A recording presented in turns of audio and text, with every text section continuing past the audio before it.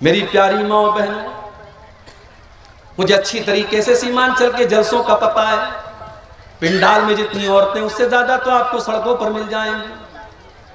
मुझे अच्छी तरीके से पता है कि आप जलसों के अंदर भी क्या मिजाज आपने बना करके रखा है। अल्लाह के वास्ते मेरी प्यारी माँ बहनों, कभी अगर मौका मिले तो अपने नबी की बीवियों के हालात भी जाकर के देख लेना। उन्होंने कैसी जिंदगी गुजारी है, उन्होंने क्या खाया है, उन्होंने क्या पहना है, उनकी जिंदगी कैसी गुजरी है। जरा नबी के परिवार की जिंदगी भी आप उठा के देखो। अम्मा आयशा मेरे नबी की बीवी है, हम सब की माँ है। अम्मा आयशा अपने भांजे से कहती हैं कि ऐ मेरे भांजे उर्वा, हम 2-2 महीने तक हमारे घर में चूल्हा नहीं जलता था, 2-2 महीने का चांद हम देख लेते थे। वमा युक़दु फी अबियाति रसूलिल्लाहि सल्लल्लाहु अलैहि वसल्लम नार, अल्लाह के नबी के घर में चूल्हा नहीं जलता था। उर्वा ने पूछा, खाला जान, जब चूल्हा नहीं जलता था तो आप लोग क्या खाते थे, कैसे आपकी जिंदगी गुजरती थी? अम्मा आयशा फरमाती हैं, अल-अस्वदान अत-तम्रु वल मा, ऐ मेरे भांजे, हम खजूर खा लेते थे और पानी पी लेते थे और इसी पर गुजारा कर लिया करते थे। बड़ी कुर्बानियां दी हैं नबी के घर वालों ने, फाके किए, भूखे रहे। जरा नबी के कमरों का हाल देखो। मैं जब सीमांचल में आज एक मदरसे में गया, देखा कि 300 बच्चियां पढ़ रही हैं। मदरसा छोटा सा है, टीन का शेड है, मिट्टी का फर्श है। मैंने देखा कि आज के दौर में जब लोगों के पास इतने शानदार मकान है, आज भी बिहार के और सीमांचल के अंदर ऐसे मदरसे चल रहे हैं, ये कितनी बड़ी बात है। मुझे अल्लाह के नबी के कमरों की याद आई, जिसका जिक्र हदीस की किताबों में किया गया। नबी के कमरे कैसे थे? हदीस में आता है, मिट्टी का फर्श होता था, खजूर के पत्तों का और खजूर के दरख्तों का पिलर होता था और उसका छप्पर होता था। एक मामूली सा टाट का पर्दा लटका रहता था और छत की हाइट इतनी कम थी कि अगर हाथ उठाया जाए तो हाथ छत से टच कर जाता था। ये छोटे छोटे कमरे थे, ये प्यारे नबी का कमरा होता था। ये कमरे छोटे थे, इसमें कोई मार्बल नहीं था, इसमें कोई लाइटिंग नहीं थी, इसमें कोई डेकोरेशन नहीं था, इसमें कोई दुनिया के एतबार से कोई खूबसूरती नहीं थी। मगर इस कमरे की ये खासियत थी, यहाँ पे कुरान की आयतें नाजिल हुआ करती थी, यहाँ जिब्रील अमीन आया करते थे, यहाँ अल्लाह का फरिश्ता आया करता था, यहाँ अल्लाह के प्यारे नबी सोया करते थे।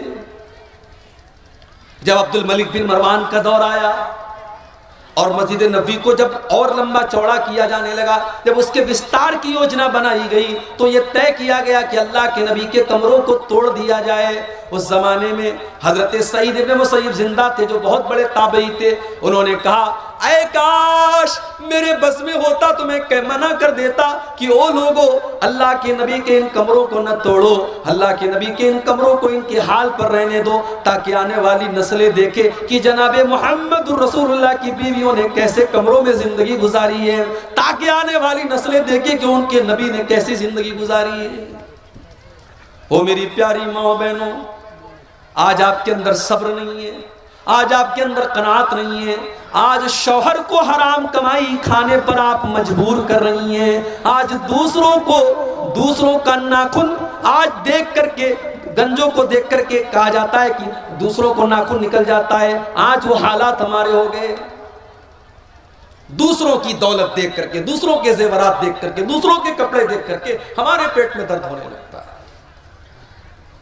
अल्लाह के नबी की बीवियों ने एक मर्तबा आपस में मीटिंग की, कहा कि लोगों के घरों में तो बड़ा पैसा आ रहा है और हमें वही सूखी रोटी मिल रही है, हमें जौ की रोटी मिल रही है, हमारे पास वही पुराना कपड़ा है, हमारे पास छोटे छोटे कमरे हैं। अल्लाह के नबी की बीवियां अल्लाह के प्यारे नबी के पास आती हैं और कहती हैं कि अय अल्लाह के नबी, अब हमारा खर्चा भी कुछ बढ़ना चाहिए, अब हमारी आमदनी भी कुछ बढ़नी चाहिए। अय अल्लाह के नबी, कैसर व किसरा की जो बेगम है उनके तो बड़े ठाट बाट हैं। अय अल्लाह के नबी, हम तो आपकी बीवियां हैं, हम तो इस उम्मत की सबसे ज्यादा इज्जत वाली औरतें हैं।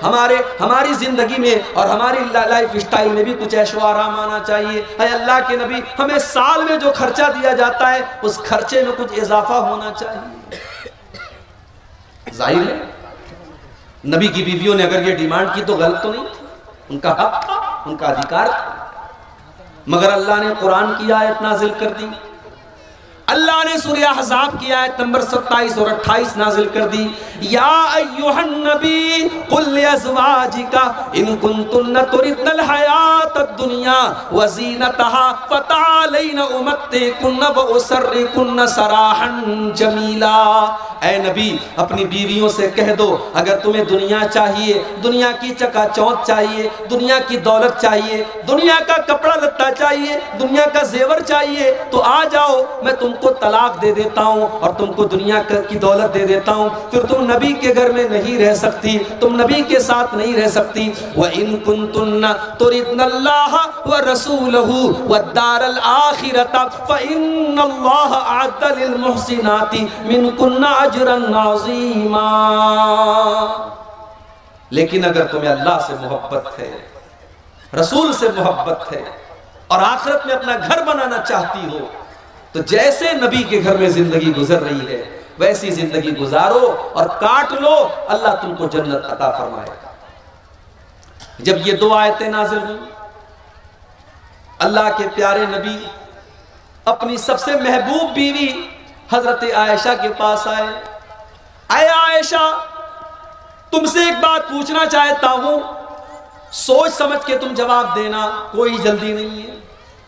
हो सके तो अपने माँ बाप से मशवरा कर लेना, अपने माँ बाप से पूछ करके जवाब देना, लेकिन सोच समझ करके जवाब देना। अय अल्लाह के नबी, क्या बात है, इतना सस्पेंस क्यों है, ये आप इतनी शराइत क्यों लगा रहे हैं, आखिर बात क्या है, मुझे बताइए। अल्लाह के प्यारे नबी ने कुरान की यही दोनों आयतें पढ़ करके सुना दी। अय आयशा, अल्लाह ताला तुमको चॉइस दे रहा है, या तो तुम दुनिया की दौलत ले लो लेकिन नबी को छोड़ के चली जाओ, और या तो नबी के साथ परेशानी उठा लो, तुमको आखिरत की नेमतें मिल जाएंगी। अय आयशा, तुम बताओ तुम्हारी चॉइस क्या है, तुम क्या चाहती हो। ओ मेरी प्यारी माँ बहनों, मैं कुर्बान जाऊं अपनी माँ के ऊपर, मैं कुर्बान जाऊं अम्मा आयशा के ऊपर। अम्मा आयशा ने एक सेकंड भी देर नहीं की, एक सेकंड भी देर नहीं की और फौरन कह दिया, अय अल्लाह के नबी, इख्तरतुल्लाह व रसूलहू व दारल आखिरा। अय अल्लाह के नबी, मेरा जवाब बिल्कुल क्लियर है, मुझे दुनिया नहीं चाहिए, मुझे दुनिया का ऐशो आराम नहीं चाहिए। अय अल्लाह के नबी, मैं दुनिया की दौलत को ठोकर मारती हूँ जो आपको छोड़ करके मुझे दुनिया की दौलत मिले। अल्लाह के नबी, मुझे तो अल्लाह चाहिए, मुझे तो अल्लाह का रसूल चाहिए, मुझे तो आखिरत में अपना घर बनाना है। ऐ अल्लाह के नबी, मैं अपनी डिमांड वापस लेती हूँ, मैं आपको चुनती हूँ, मैं आपके साथ दुनिया में रहूंगी और आखिरत में भी रहूंगी। कभी मौका मिले मेरी प्यारी माँ तो जरा नबी अकरम की बीवियों के हालात आप उठाएं। लड़की की शादी आप करते हैं, क्या देखते हैं आप, लड़का सरकारी नौकरी में है कि नहीं है, लड़का 50,000 रुपया महीना कमा रहा है कि नहीं कमा रहा है। लड़की अगर आपकी खूबसूरत है तो आपको लड़का भी एकदम खूबसूरत चाहिए। दीनदारी आज कौन पूछता है मेरे भाई, आज दीनदार लड़के बेचारे परेशान हैं, उनके रिश्ते नहीं मिल रहे हैं, दीनदार लड़कियां परेशान हैं, उनके लिए रिश्ते नहीं मिल रहे हैं।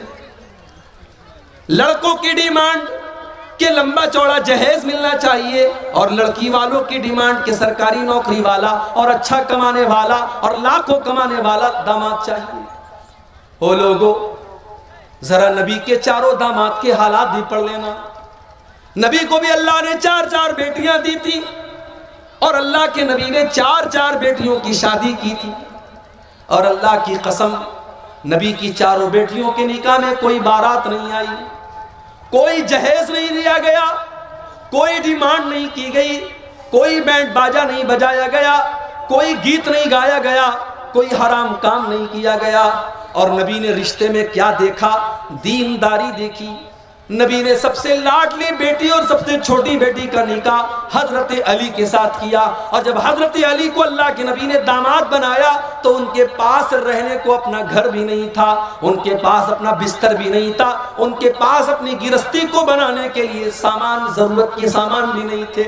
इसीलिए जब अल्लाह के नबी ने हजरत फातिमा की शादी की तो गिरस्ती को बनाने के लिए आपने बिस्तर भी दिया, आपने तकिया भी दिया, आपने चादर भी दिया, आपने बर्तन भी दिया ताकि गिरस्ती बन जाए। नबी ने दामाद के अंदर दीनदारी देखी, अखलाक देखा, कैरेक्टर देखा, किरदार देखा। शादी हो गई, नबी की सबसे लाडली बेटी ससुराल में सारे काम खुद करती है, हसन और हुसैन की परवरिश भी कर रही है और पानी भर भर के ला रही है, घर की सफाई भी कर रही है, आटा भी अपने हाथों से गूंद रही है, सारे घर के काम कर रही है। कोई नौकरानी नहीं है, कोई गुलाम नहीं है, कोई नौकर नहीं है।